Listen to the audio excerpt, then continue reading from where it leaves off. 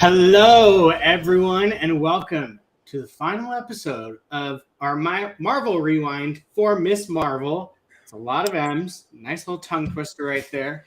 But thank you for joining us. As always, Brian and Jake here to talk about the season finale, hopefully not series, season finale of Miss Marvel, episode 6, No Normal is the name of the episode. Before we get going, I mean, I already know the answer, but how are you doing? The last 40 minutes or so have been wild. I literally walked in the door maybe, Brian, like 6 minutes ago, I think it was. Dealt with the dogs. I mean, you've been on my screen for 2, so. Yeah, like it's, yeah, and I apologize, everybody. We're late because of me. Work ran a little late. It was, I had to take the boss of all not the boss of all bosses, but a main boss to a hotel. And so, because it was near where I live, and so that's why we were late. But we were here. I'm super excited. This might be the most excited I'm talking about Miss Marvel yet, for specific reasons, and I can't wait to get into it. So I'm excited. Me too. Like I said, this is the final episode 6 of 6 for Miss Marvel. Before we get going, deep diving into it, I'm just gonna go straight into it. How do you feel about best of the 6?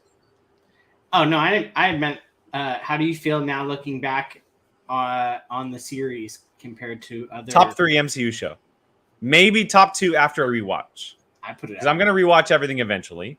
But it's 100% in the conversation with the likes of WandaVision, Loki, Falcon and Winter Soldier. This, everyone knows how much I love Hawkeye too.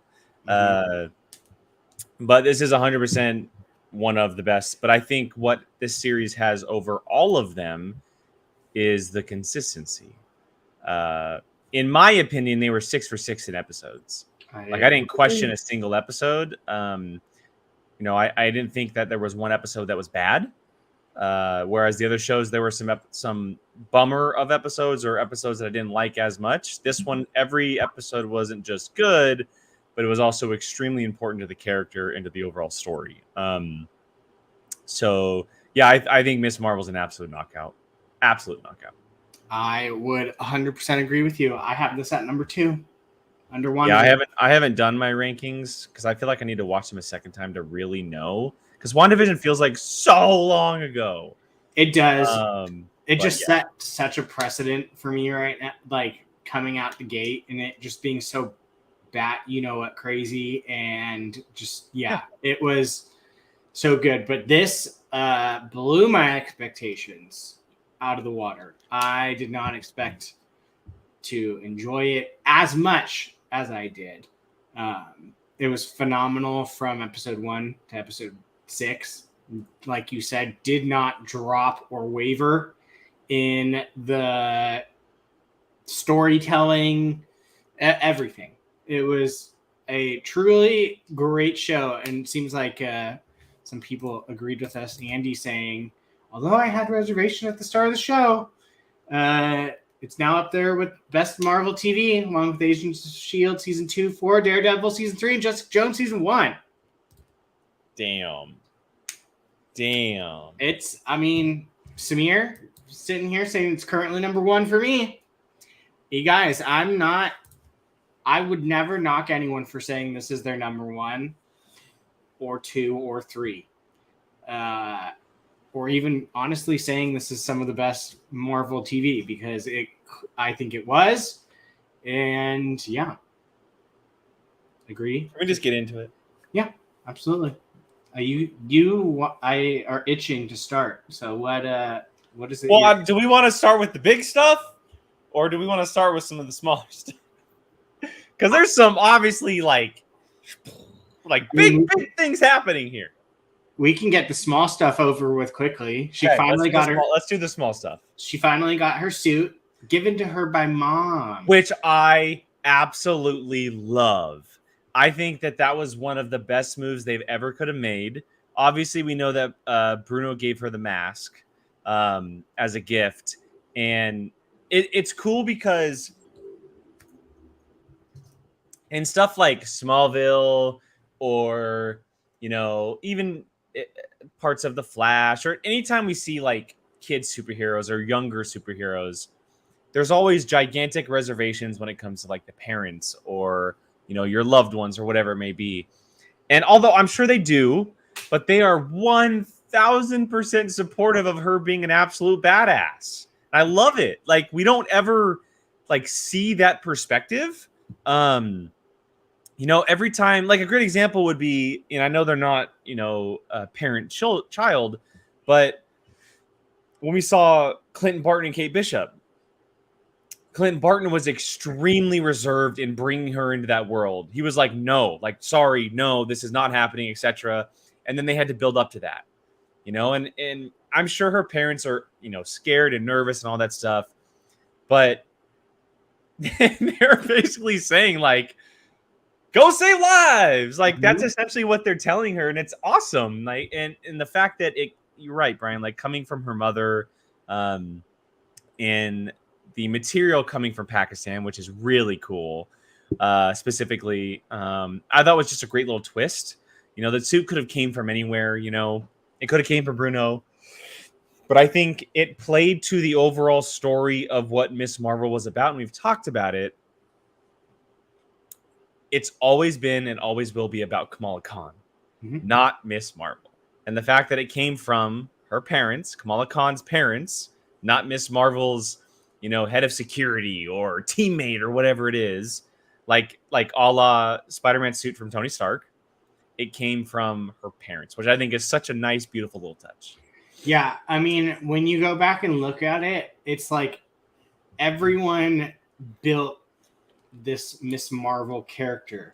I mean, the suit came from an enormous amount of people. You have Kareem giving her the scarf.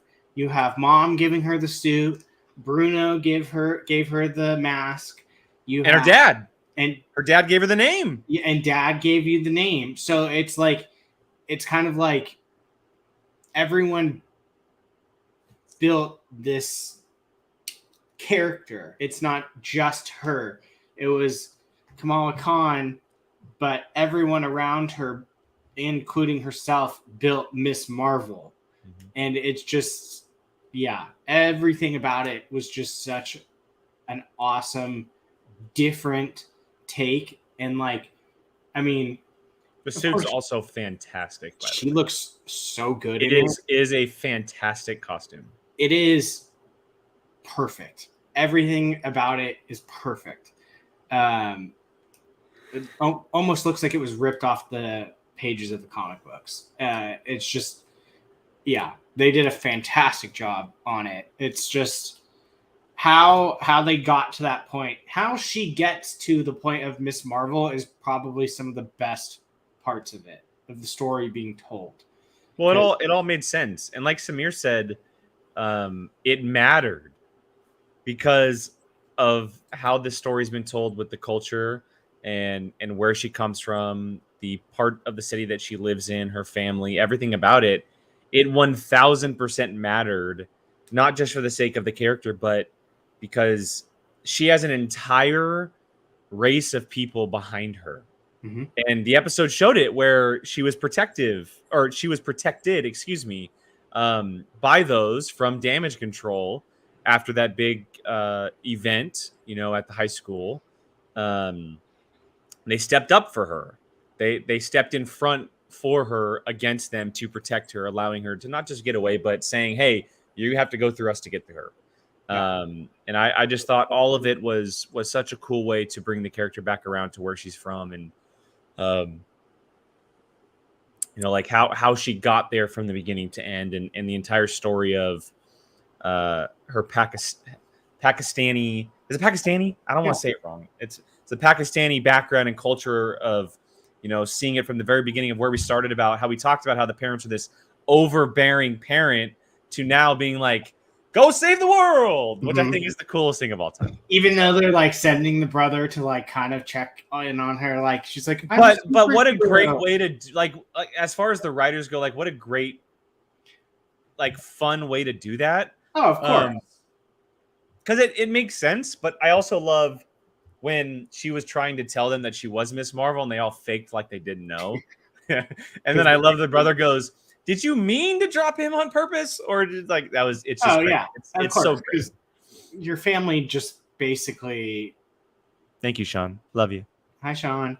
You should watch it. I mean, let's be honest. Like, you tell something, at least in my family, if I tell my mom something, I'm expecting my sister to find out. If I tell my sister something, my family's different. So that's how it made me laugh, because that's how. You damn Italians. Yeah, I mean, there's no secrets. Like, my mom finds out things like that, and We're all but secretive here in the Berlin household. Well, you're German, so it's a little bit different, but it's just funny how it just those simple things. Certain families, it's exactly like that, and seeing that, and just like a village built this character, and like it's just it was really happy birthday, Rachel. Hi, Rachel. Happy birthday. Stop watching YouTube. Go enjoy your family and friends. Go away. This is the one day of the year we don't want you here. Yeah. Bye. But yeah, okay. So I said suit. What about you? Another small thing you want? Okay, let's see. So we talked about the suit. We talked Dad about gave her the name, which the name was really cool. How Kamala essentially means Marvel. In it, not initially, but he kind of turned it into that. In as far as the American language goes, it in a way means Marvel. Mm-hmm.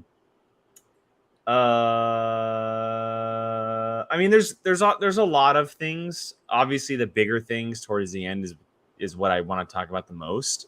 But I just we've said it for a long time how this show it's a Kamala Khan story. It's not a Miss Marvel story. Mm-hmm. And even though she has a suit and she has the name now and she is saving lives and everything, it is still so much Kamala Khan. And I love that. And I hope they never change that. It's such an important piece of her character. You need to stop doing that. I'm sorry. I apologize for yawning, everybody. It's been a very long day and couple before of days. I start doing it. I'm trying not to, but it always catches up with me here. I think it's such a nice spark and unique look at the Marvel Cinematic Universe from this perspective.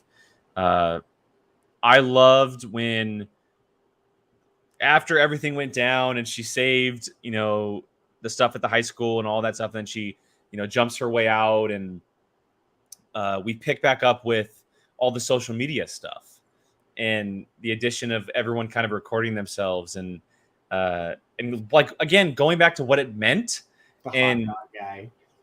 The hot dog guy, but also I love the guy that does the shawarma saying, "Yeah, she said my shawarma is the best." Yeah, when she never really said that, but and then also the high school friend, how she kind of came around and she obviously knew all along, but she said it wasn't my place to tell. Like we always thought at the very beginning, like, oh, that's the bully, but she's not. She's a different kind who immediately knew this. It's not, and I have a lot more respect for her now than I did, obviously.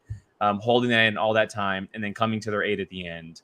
And it goes back to the storyline of family and close friends and what it means. And you protect your own, right? And no matter if you're not family, that community, you protect your own, which I think is such a fantastic, very important story to tell. Because that's very important to things that are happening today in our lives. So I think Miss Marvel did a fantastic job of telling specific stories that are so relevant, but also so important to different generations. And I'm very, very happy with how it was all told. I thought it was fantastic. I do too. Let's just get into it before you burst. Let's do it. I'm going to let you go ahead. So we're starting with the stuff before the post-credit scene, right? Sure. Okay. Spoiler warning. Language warning. She's a fucking mutant, Brian. She's a mutant. Yeah. The first Marvel Cinematic mutant that we know of. That is from our universe. Well, that's what I meant. The first MCU mutant that we know of exists is Kamala freaking Khan. And so for everybody who might be wondering, and first of all, I saw so many idiots online blasting that they made this choice. You're a dummy. You're dumb. Like, you guys are morons. Just like leave it alone. Go away. Go hide in a hole somewhere, your parents' basement. I don't know. Just leave town.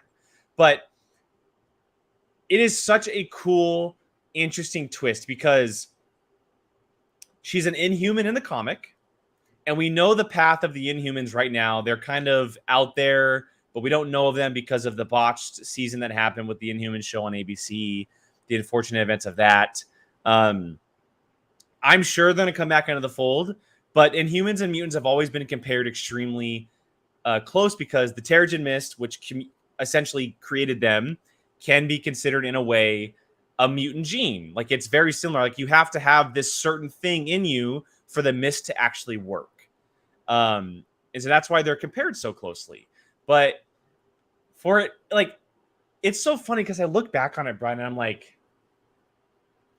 the signs we're really stupid that we didn't think of this. Like, we are really, really stupid that we never, ever thought that this would actually happen. Yeah. But go ahead. No, I was just going to say it was just almost kind of like blatantly in your face a little bit. Yeah, like, and it's so funny because they could have done it at any time, but they purposely did it after the 1 week later thing to be like, got you. Mm-hmm. Got you. Like, they purposely put it in that specific spot for that reason. But I don't know if you noticed this, Brian, and maybe you did, or maybe some research online. Did you hear the music? Yeah. Did you hear it right away? No, I didn't. Oh, dude. So it went first of all, fast I could barely even catch it. So I heard mutant. I was like freaking out, but I couldn't yell because I was in a space where I couldn't yell and I couldn't be loud. So I was still listening, and I heard the music, and my veins and my anxiety, like, I started like getting so crazy. I'm like, oh my God, they just went full X-Men. Like, they legit, obviously not full X-Men, but they dropped the X-Men 97 music, which is crazy. So I didn't catch it, but I caught the credit saying the song. I went, what? And then that's when I went on Twitter and saw it and went, what? I did miss this completely. And then went back and rewound it and was like, oh, dang, that was right there. Like, it is a little bit like synthesized a little bit. Like, it's not like, it's like a little bit. It's like 5 seconds, but then it transitions into Pakistani music. Yeah, it's like So it's not. I mean, you have to be like. I mean, I was fully paying attention. I just it. That's not. I think I just my. Well, you were focused on the fact that Bruno said mutation. Yeah, it was pretty much the second I heard the word mutant because I was like, it's almost like you're. Inhuman. I thought he was going to say Inhuman too. Yeah, I totally thought he was going to say that. Then he said mutation. I was like, I know. Oh my God. Yeah. Hearing the word finally being said is like, oh man. Well, and this has huge ramifications. And I think Samir said in the chat because I watched the Real Reject stuff, and I watched their reaction earlier. It was Greg and Coy, and I watched them talk about that scene for just a little bit afterwards. And Coy had an interesting point. What if the X gene, it ignites or turns on when you hit puberty? Which is why she now all of the sudden has these abilities. She's a 15-year-old girl, right? Like, it's different for people, like when it affects you and when the changes come, and maybe it takes a little bit afterwards, but what a cool concept for that. Like, once you hit like your adulthood, right? Of it kind of now being turned on, and maybe the bangle helped her in that way where it just ignited it and it helped her become that. But also going back to us saying that like it was blatantly obvious the entire time. Some of the biggest X-Men stories in all of comics are about the X-Men being essentially chased down or looked at or sought as the wrong people. Yeah, like they are not a viable different. They're not a viable part of the human race. And what is happening the entire time in Miss Marvel? She is being hunted by Damage Control because she is sought or looked at as someone different. A threat.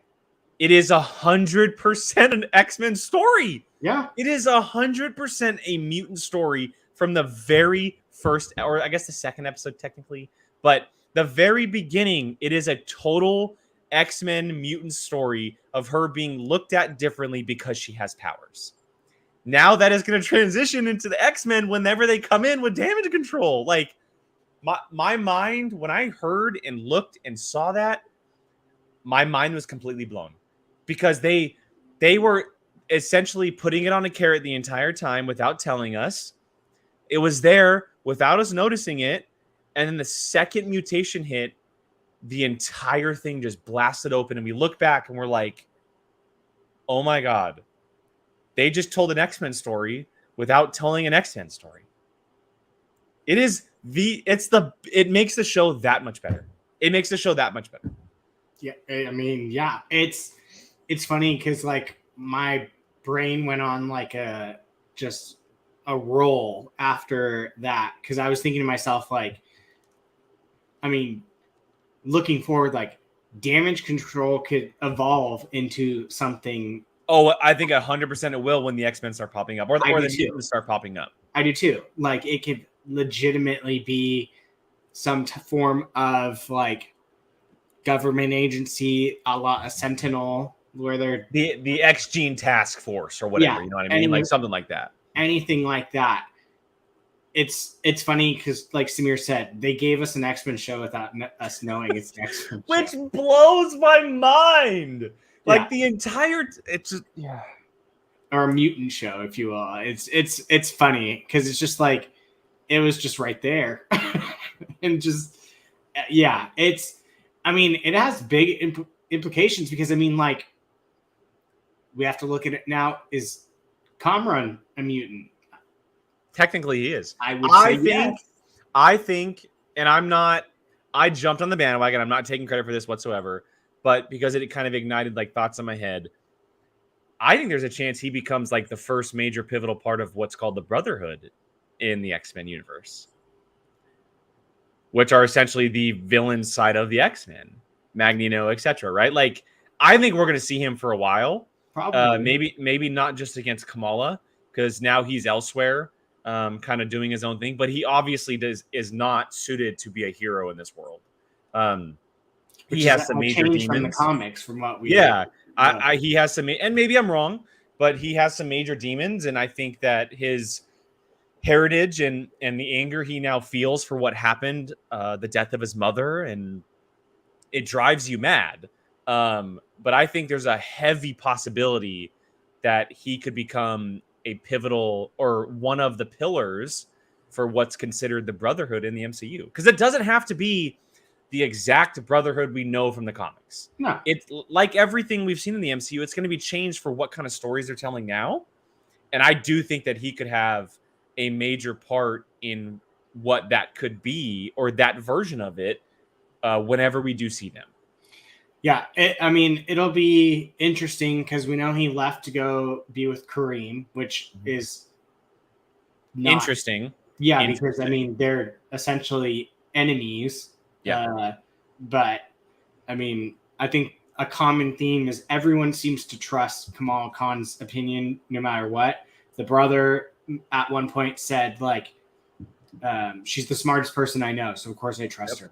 And just like everyone seems to trust her and just know it's what's for the best. Her parents. Isn't he like a physicist or something?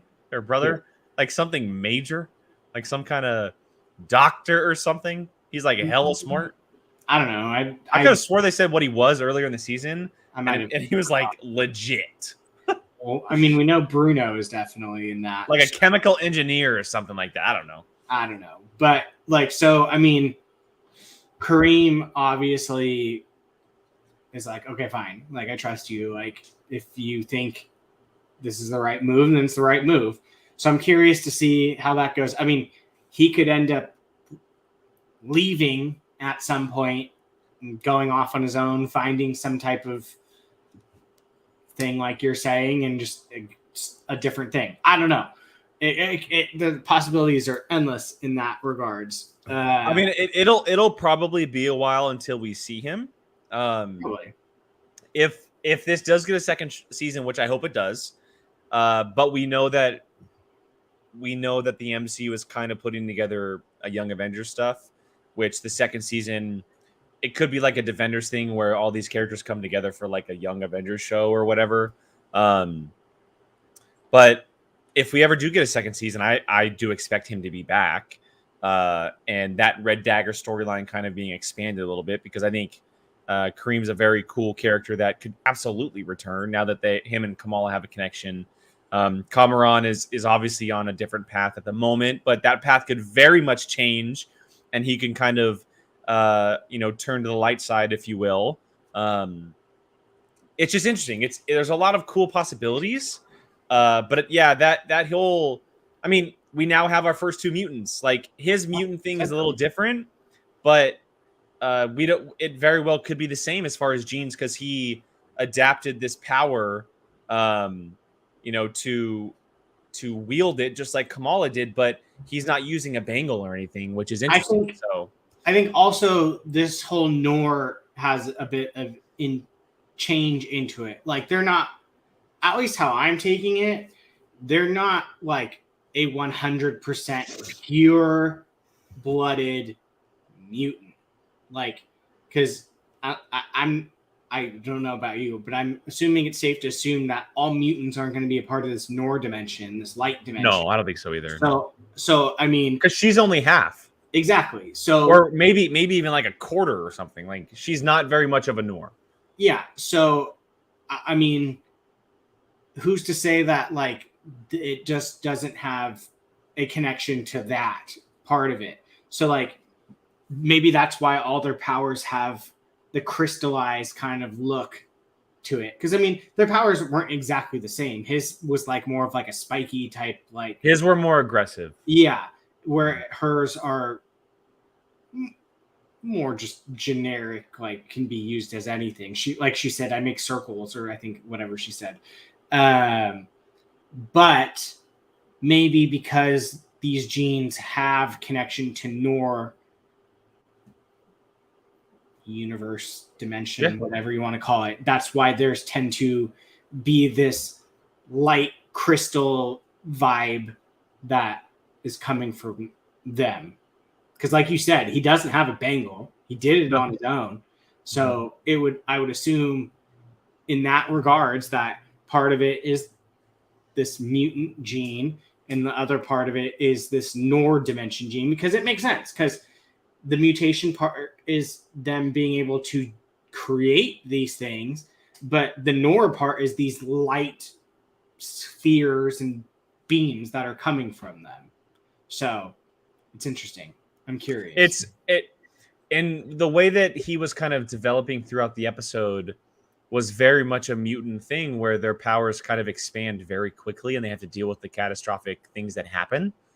We saw that in all the X-Men movies at points where some of the characters who were dealing with their powers right away or their powers were growing, they dealt with things just like he was, where uncontrollability or, kind of being a little bit more aggressive, emotional. Just stuff like that. And that's very much that very much feels like a mutant gene type of thing. I'm all in, man. I'm seriously all in. Like those people who think it's dumb to make her a mutant and him a mutant, I think you're dumb. Because I think this is a fantastic call on their part. Because it sets the stage, man. Like, yo, we got mutants. The X-Men are coming. Yeah. I mean, they're coming. I'm definitely with you on it. I'm a little sad. It seems like the humans are getting a little bit. Ryan, they are going to come, I promise. I know they're going to come eventually, but like one thing at a time, my guy. The X-Men are a big deal. Oh, I know. And it wouldn't make sense to introduce Inhumans and X-Men at the same time because they're, as much as they are different, they are very similar to the generic person. If I was explaining it to like my sister, she's gonna be like, so they're the same people. And to us, it's like, absolutely not. So yes, it absolutely doesn't make any sense to have them both come in at the same time. I think what's going to happen is eventually, and this is just my wild theory, is that when the X-Men are settled in and introduced, and we have a group of them out there, and maybe they've been in the MCU for a little while, I 1,000% expect to see X-Men versus Inhumans. Oh, that's what I expect to see for the last couple of weeks. I don't expect to see X-Men versus Avengers. I expect to see X-Men versus Inhumans is what I expect to see. It's a much, for the way that this is going, it's a much better thing because they're otherworldly. Like if the mutants are already kind of out there on 616 and they just essentially have to be activated, it makes more sense for heroes to go up against each other from one planet to another rather than on the same planet. You know, like why would they fight the Avengers after everything they've done by now? You know, exactly. Yeah, I mean, the comics are about to do Avengers versus Eternals. Versus yes, but like what I'm saying is like why would Kamala, like if she joins the X-Men, like why would she fight the Avengers if Captain Marvel's a fucking Avenger? Yeah, you know what I mean? Yeah, at this point in time with the storytelling, it does not make sense to be like, all right, here's the Inhumans also. Exactly. So, and this is like 5, 6, 7, 8 years down the road. We're not going to see them for a little while because you can't introduce Fantastic Four, X-Men, Inhumans all at once. They got to be spaced out people. Like, not to mention, it seems clearly like this X-Men 97 thing is going to be kind of like. I love it. I freaking love it. It's going to become canon. 100%. And if. I think What If Season 2 is going to connect to it. I wouldn't be surprised if that is literally just canon of Earth 838. I would love to see an episode of What If Season 2 be in the cartoon style of X-Men 97. That'd be so dope. Give me a Kamala Khan story on What If Season 2 that's in the format of X-Men 97. I would love to see her character. No, for grandmother. Great-grandmother. That's because you have the hots for Aisha.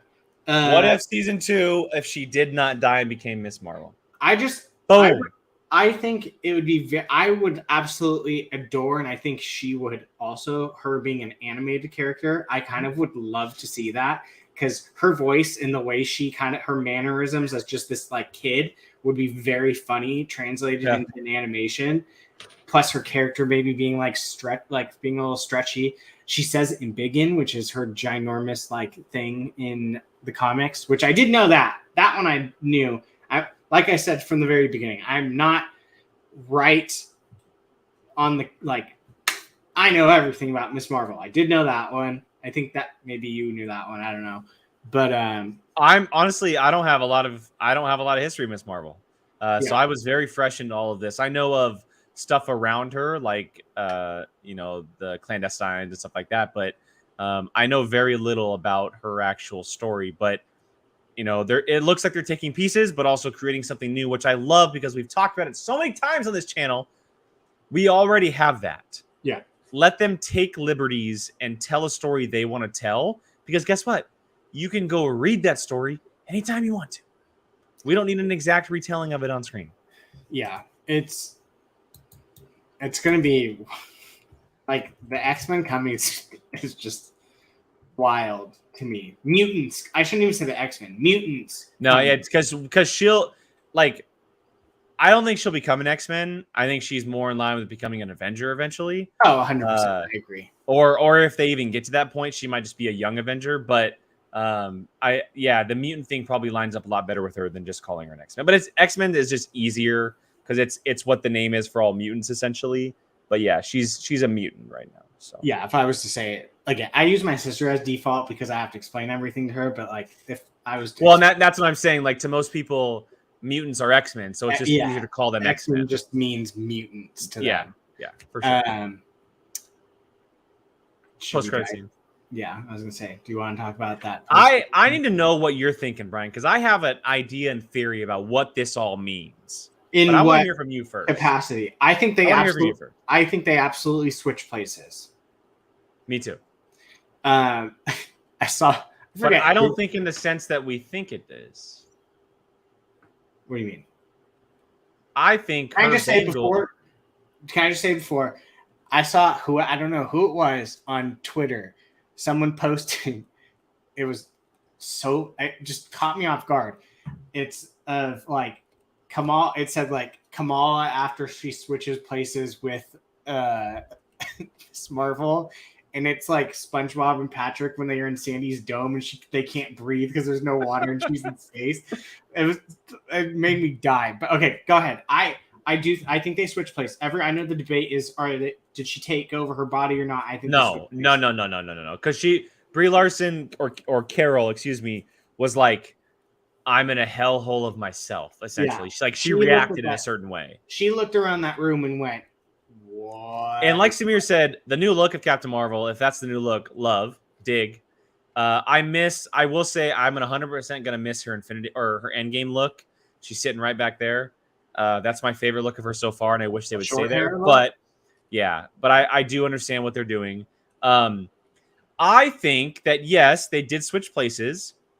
I think that scene will actually take place in the middle of the Marvels. So do you remember when there's been a couple scenes in the MCU where we've seen moments like post-credit scenes happen in movies after we've seen them, but they're like in the middle of the movie? Yeah. Like, do you remember the Civil War scene at the end where we saw Bucky in the gripper by Sam and Cap? Yeah. We saw that as a post-credit scene, but then we saw that in the middle of the movie. Which is still the weirdest way to catch someone ever, but go ahead. But I think that this could actually happen inside the Marvels. But here's where I think may happen. I think the Bengal took Kamala to its counterpart Bengal. Yeah, it's like a... So to whoever's wearing that Bengal, Kamala essentially just whoop, and now they're like standing right next to each other because it activated or whatever, like it made contact, or maybe they found that other Bengal and lit it up, and then it brought Kamala to them. Like I think it might 100% think that's what happened. I'm starting to lean towards the idea of, for my Harry Potter nerds, that when someone put on the other one, it's like a port key where it teleports to the other person. So like basically that. Yeah. Like I think Carol may have found it, or maybe a Kree that she was with, because we saw that the other Bengal was on a Kree arm. So Kamala's was on a Kree arm. So again, we both have, but I've said this the last 2 weeks. The Negabands do this exact same thing, where if they're separated, you can teleport and switch. Everything. Well, I mean, it makes sense. Everything that has been done with these Bengals, like the Negabands, have almost do the exact same thing. Everything, every single thing that they've done. So I'm starting to think that these are actually like legitimately the Negabands in an MCU form. Like, we're clearly, people need to get over that they're not following the comics directly. These might just be the MCU version of the Negabands, which I'm not mad at if they are. Rachel, that's a great question. All we know at this point in time is that Kamala's great grandmother and the other Jinns found a Kree who had the Bengal on. That's all we know. That is the only connection at the moment that we know of the Kree having with the clandestines, the Jinns, the Nor.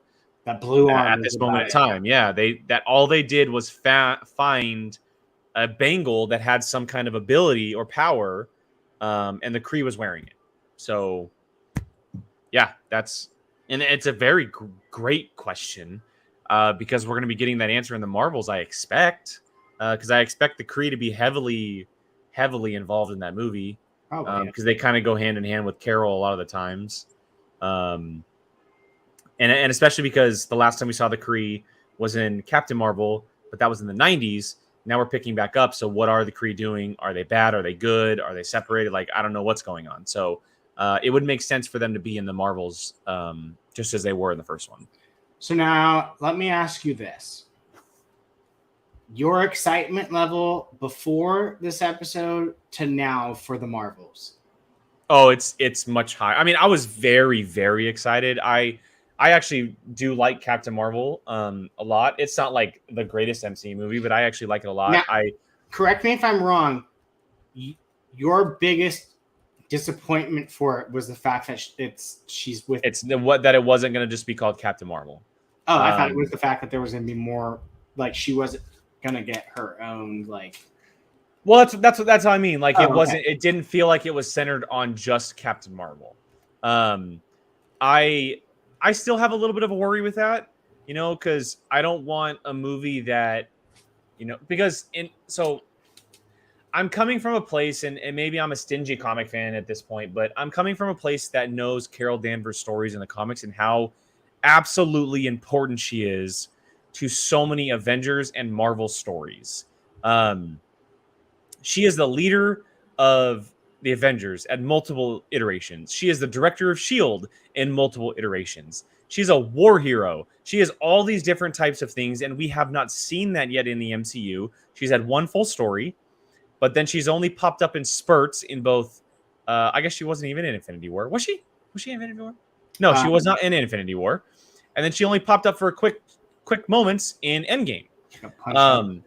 So yeah, and we saw her in the very beginning, but then we saw her at the very end.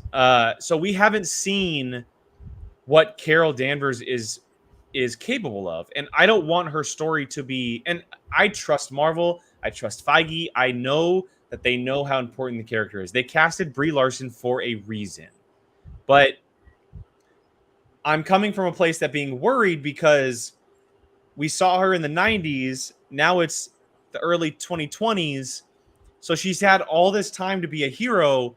What is she like? What kind of badass is she, up to? Is she leading a group, or is she saving lives? Is she the space cop? Or like, I want to see that. And it's nothing against not seeing Monica or Kamala inside the story, but I want it to be a Carol Danvers story. That's what I want most. The best example I can say is, Civil War is a story with a lot of different heroes. But at the end of the day, it was still very much a Captain America story. Like, it focused on him running from the government. If that's what I get from the Marvels, I'm all for it. But it scares me because that movie was called Captain America Civil War. This one is called The Marvels. So, and it's nothing against not wanting to see those characters. I just want to see a Captain Marvel story. That's all. I agree. I don't think that's going to happen, though. And that's what scares me. That's what really, really, really. If we don't see that, I hope Captain Marvel's the lead. I hope she's the definitive lead who gets the most screen time. I think she's going to be the most. I hope so, man. I do think a large portion of this story is going to be the fallout of the Rambeau Danvers stuff. I think that's going to be a large portion of it. Probably at least. Oh, I 100% agree. 100% agree. I'm even willing to bet a third of that movie is dedicated to that. I think at least the first, I'll say 33%, or like a 45 percentile of that movie is going to be would be a third. It's a third. I know. That's why I said 45. I changed it. I'm not good at math, but I know that. I changed it. But yeah, okay. I do want to continue this. Rachel, I never thought about that, and you are 100% right, and that is interesting. Many Indian gods are depicted with blue skin in mythology. It's going to be interesting if they mix gods and aliens again. They are fully in on this gods thing right now. Now that's very interesting. And you are absolutely right, because I have had Indian friends from when I grew up and went over to their house, and they had very many statues that were just different colored skin. That would be way more interesting to me than it being the Kree. And I really dig that. And I never once. Wait, so are you saying that the Kree are? It's not a Kree. It's a dead god. No, I know, but I mean, it's very possible. That god, literally, the Bengals might belong to that god, and it's very possible. Does it make more sense to connect to the Kree with it being Marvels? But what? Yeah. Okay, what if this though? And I know that, and this is just me spitballing, throwing out theories, making sure we're covering every aspect. But what if the Indian gods turn out to be the Kree? I would not like that. That's why I asked it. I wanted to make sure. If they're going to do gods, they need to be their own culture's gods. I trust me. I 1,000% agree. No, I know that's what I'm saying. If they're doing it, then it needs to be that. I would not like an alien race from another planet being the gods of a certain culture. I would not like that personally. But okay, so jumping back to the post credit. For me, I was very low on the Marvels. I was like, okay. Like, I was just like, yeah, like another Marvel movie. I was not excited for it. This show has made me extremely excited for it. As it should. I am very excited to see Miss Marvel interact with Carol Danvers. I personally think. So here's in fact, Jacob from Apocalypse and I was Apocalypse. We're on Apocalypse, but I know. I just realized that after I said it. Jacob and I were talking this morning, and thanks for the invite, guys. He messaged me shockingly. Thanks for the invite. So, Jacob, if you're watching, you suck. Well, he didn't text me back if he wanted to be on this today. So hella rude. We're back to hella rude, bro. Hella rude. I think one of the biggest problems with Captain Marvel is the way she comes off is not like your lovable superhero. Well, that was the first movie, though. No, I know. And this is what I'm saying. So she's not a very like warm superhero. Like she's. Don't you think we saw a different version in Endgame though? Would you let me finish? No, because I'm getting to that. I think when we first met her, she's very like stern, kind of like tough, not very. 90s. Yeah, not very lovable as like Iron Man, where you're instantly like enamored with his like. She's more Captain America than Iron Man. And then Captain America is more of like that soft, warm, like you love him. She was very rigid, tough. The more we have seen from her, Endgame, and now this, she's back to being normal. She's much more like relaxed. Almost kind of seems funny in a way, just like with like the hell, like she got her life back when she's in the room. I think that is going to be the biggest change come the Marvels, and people are going to start loving her. Captain Marvel is one of my favorite Marvel heroes. She is one of my favorite Marvel heroes, and I understand the argument. I 100% understand the argument. And it's my fault for expecting people to think the way that I do, but I always just associated that with the fact that she had her life stolen from her. No, you're not wrong.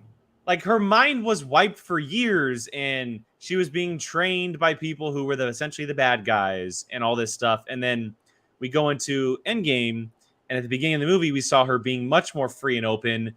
The scene with Thor was great, where she kind of smirked at him. The very end, where she goes, "Hello, Peter Parker," like all that stuff. And then we see her in the post-credit scene of Shang-Chi, where she seems just like a normal Avengers hero talking it out with her fellow heroes, you know? And like I said, it's my fault for thinking that the world should think the way that I do, but sometimes it's not as clear. I think you're right.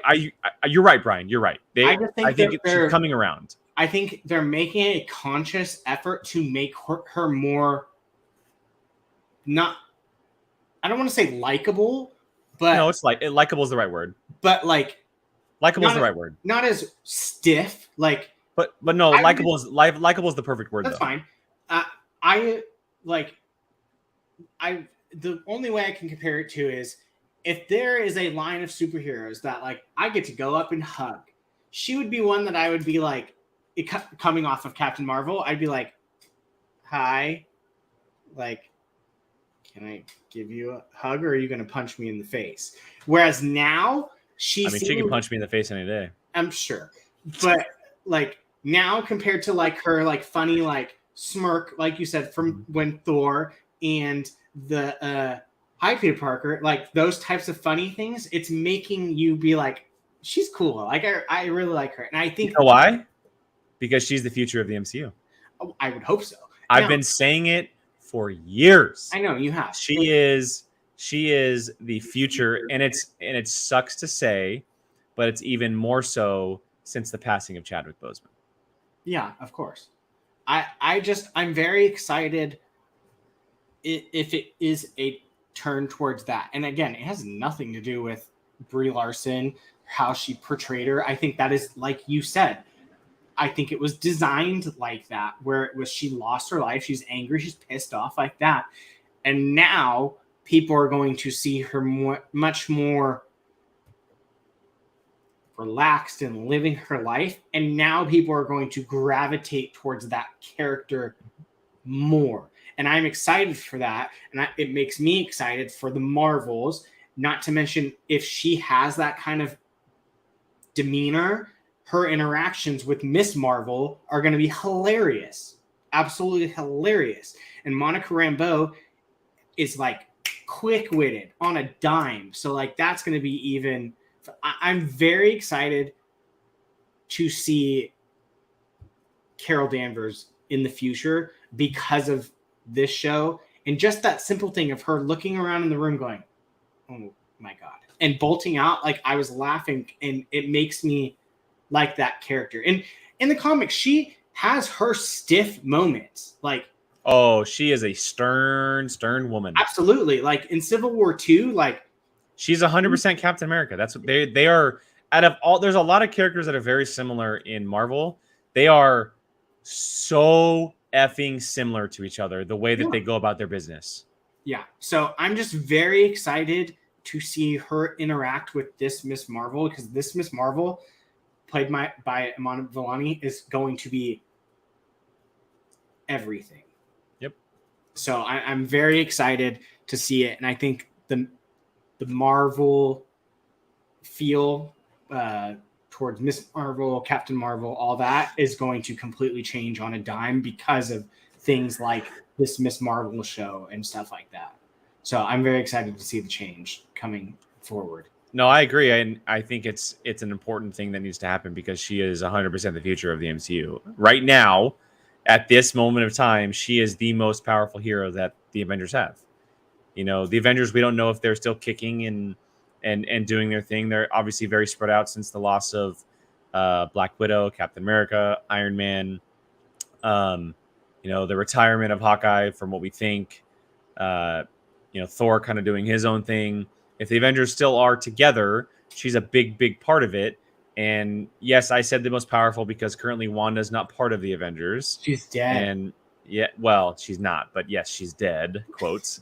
And I do personally think like Doctor Strange is super powerful, but I think Captain Marvel's way more powerful. We have not seen what that woman is capable of, y'all. Yeah. Woo! So, yeah, I'm very pleased with how Miss Marvel turned out. And my excitement level because of this show put the Marvels back in we have a full year, Brian. Got a full year. Not even. No, it comes out in July. They switched. Ant-Man and Captain Marvel switched. I thought it was June. No, Ant-Man it might be June. Ant-Man's February, and I thought the Marvels was July, but it might be late June. One of the summer months. I don't know. Something like that. And Vivian, just so you know, we are opposite, which makes you wrong. So you're welcome. No, his comment from here. Got it. Brian. Oh, that one. Oh, yeah. I just think. Oh no, you're right. It is July. End of July. You're welcome. I'm very excited. This this breath. I don't know what the word was. It's a breath of fresh air. Yeah, into the Marvels, if you will, for me, and looking forward to it. It jumped back up onto my radar. I don't think, and for everyone watching, I'm gonna make sure this is seared into your brain. I don't think everyone who's a Marvel fan or a movie fan or whatever realize how important next year's MCU properties are. They have no idea how important the MCU properties are next year. And this is just speaking of the movies themselves. Ant-Man 3, obviously, it's called Quantumania. That's going to be a big deal. But if it does introduce the Fantastic Four, obvious, big, huge thing there. But the Marvels, I think, and Brian, you can correct me if I'm wrong or disagree or whatever, I think the Marvels, whatever happens at the end of that film, is going to be a direct lead into Secret Invasion, the TV series. I think it's going to lead directly into that series on whatever's happening with the Skrulls and everything. I think it's going to set all of that up. Depends if Secret Invasion comes before it, though. It's not going to. I heard early.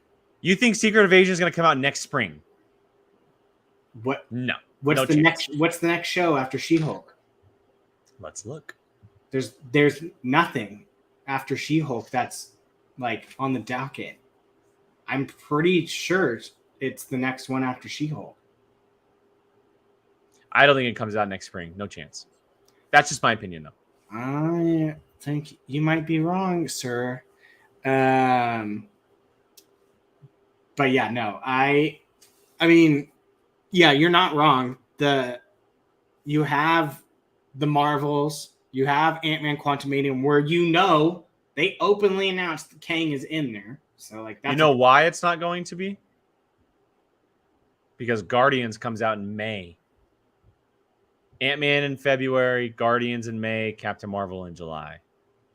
Yeah, but there's no way they're going to squeeze a series in between there. They're going to absolutely put a show in between February. Okay, what's the bet? So wait, February is what? Ant-Man 3. Ant-Man 3. And then when early May is, or it's May. So May 5th is Guardians 3. So you don't think between February and May they're going to have any Marvel property whatsoever? Nope. You are on one. Maybe Echo. Maybe. You are absolutely on your, what. Okay, Brian, here's the bet. Are we saying any show or Secret Invasion? Let's say Secret Invasion. You want to do that? Or you want to do any show? I mean, either way, do you think Secret Invasion's coming out next spring? Wait, what's May? May is what one again? Marvels? No. Guardians. So you would have Guardians to the Marvels would be another gap. I